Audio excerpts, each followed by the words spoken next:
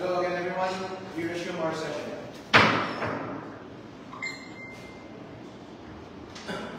The floor is open for debates with respect to the ordinance concerning the implementation of newborn screening services proposed by Honorable Apostol. Anyone from the floor who wishes to interpolate a question, please? Honorable Malami, sir. Mr. Chairman, again, from the sponsor, Tony Apostol. May I ask again, regarding to the price, sabi nyo depende sa cost ng kit. So may I know how much yung cost as of this moment? Kung meron tayong pinatawag newborn screening sa rural at Go ahead, Mr. Apostol. Mr. Chair, Honorable Barana, actually I'm not certain of the actual SRP of the kits. However, please be clarified that the kits for newborn screening are already covered by PhilHealth. Ang kailangan na lang po bayaran dito later on will be confirmatory tests if needed.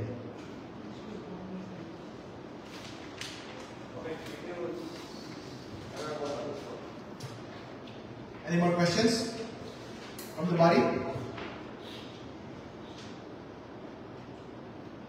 Honorable Apostol, if you let me, ano po ba yung policy ng munisipyo natin tungkol sa pag-anak ng marami? Na-encourage ba natin ng madaming anak o konting anak? Mga ilang anak po dapat pa gawin natin dito sa ating bayan para na pamilya?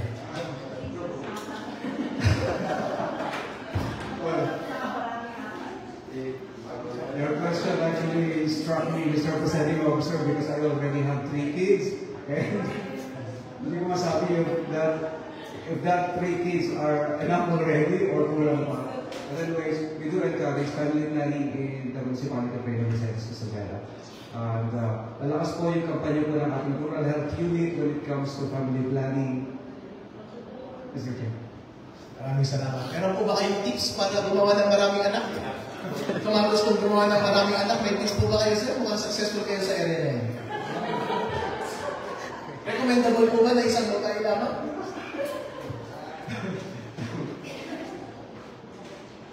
Should I answer the question, Mr. Chair? Any more points of debate from the body, please?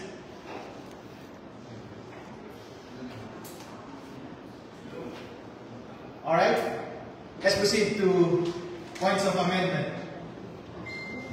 Anyone from the body who wish to propose an amendment from the amendment to the provisions of this proposed ordinance?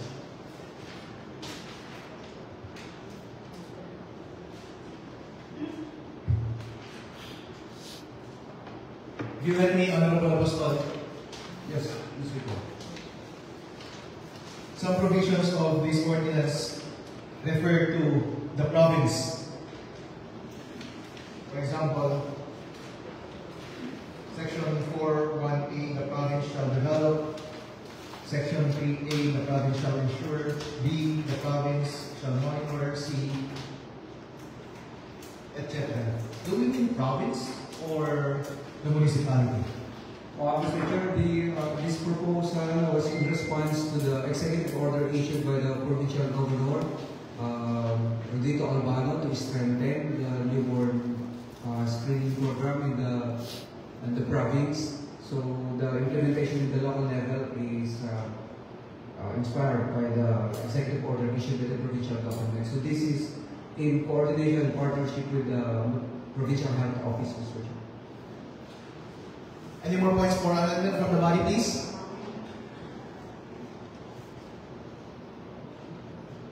All right. So let that be the approval of this provision on second reading. We'll move on ahead to the third reading next session. Noted, Mr. Presiding Officer. Congratulations, Honorable Apostol, sir.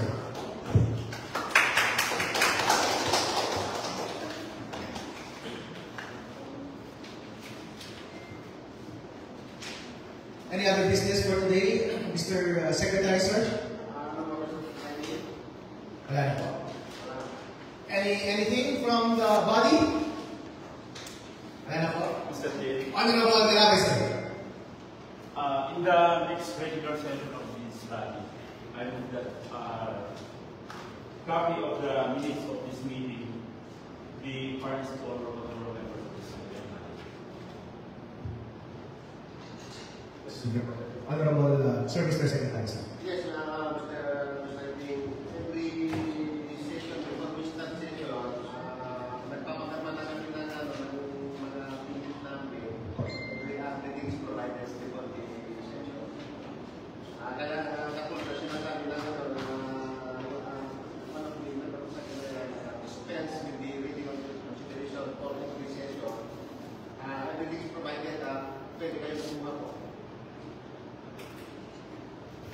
Maraming salamat, everyone. Any more business? Okay. Honorable Esteban, sir. May I move to recant my previous statement a while ago that the name of my son was, who is included in the PhD list was removed from the list. And then after the thorough verification by our staff in the provincial level, hindi pa na natanggal, meron lang one instance na ayuda coming from the provincial government wherein by some did not pass the guidelines. So yun lang po. Wala na po binanggit previously na tinanggal 6-7 years ago wala. Alright. Statement ko naman. Hindi na-record ko na po, sir. Okay, maraming salamat, Honorable Edwin Esteban, sir.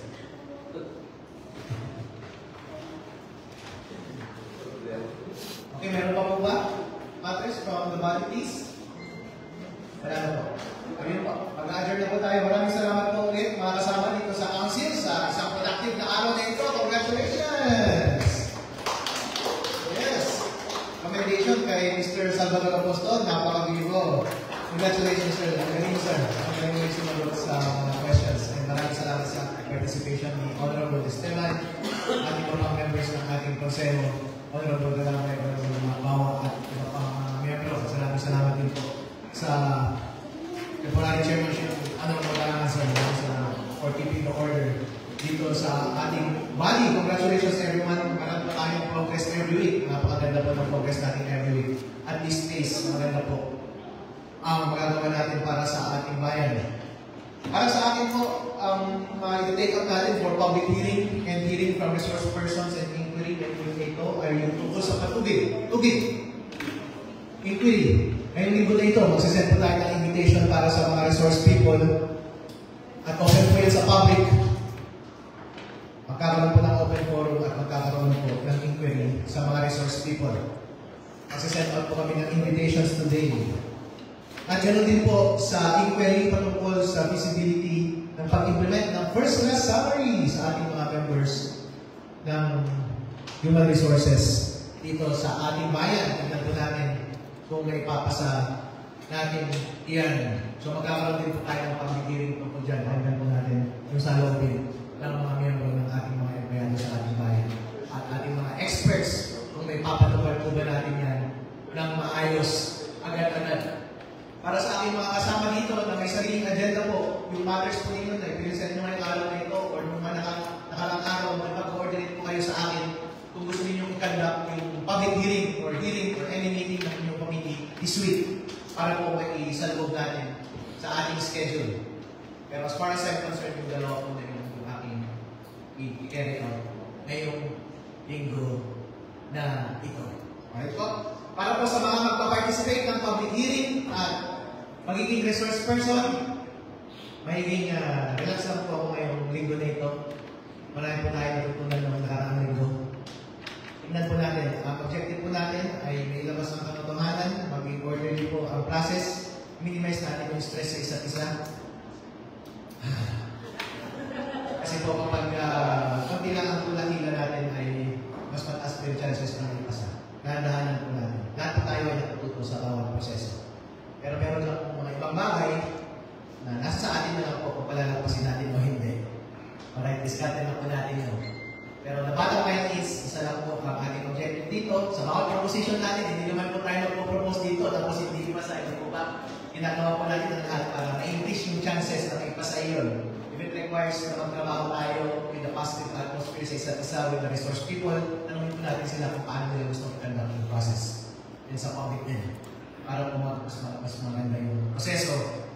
At kung ano man yung paraan para ma-maximize natin yung support from them, para magbigay sila ng information from this body, yun po ang gawin natin. Pero at any rate, kung meron po tayong napansin na hindi tama or ikikot natin yung proseso na ayaw natin palagpasan yung malaya po tayo, napansinin ang mga bagay-bagay na iyon. At okay lang po, i-encourage po yung malusog na pagitan ng informasyon at ideya among us and between us and the public, tulad po na nangyari ng nakaraan at nangyari kanina. Sa totoo lang po, gusto ko po yung mga bagay na yun. At sana mangyari yun ng madalas. Magandang araw po sa inyo lahat. Congratulations everyone for a job. Very well done. Thank you so much. Honorable Balanz. Honorable to the Vice. Session is adjourned everyone.